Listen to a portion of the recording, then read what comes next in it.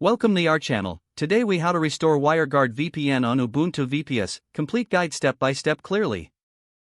To restore WireGuard VPN on your Ubuntu VPS, start by accessing your server via SSH. Use a terminal application to connect. Enter your server's IP address along with your username. Authenticate with your password or SSH key. Once logged in, ensure that your system is up to date. Run the command sudo apt update and in sudo apt upgrade y. Next, install WireGuard if it is not already installed. Use the command sudo apt install WireGuard. Verify that the installation was successful. Check the version of WireGuard by typing WG version. Now, you need to create the configuration file for WireGuard. Navigate to the WireGuard configurations directory. Use the command sudo nano /etc/wireguard /wg0.conf.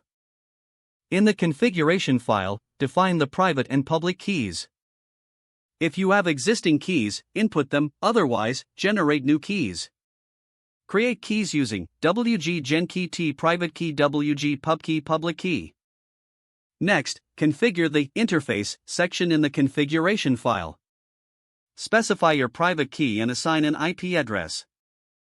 Under the peer section, enter the public key of the client devices. Define allowed IPs for routing traffic to clients.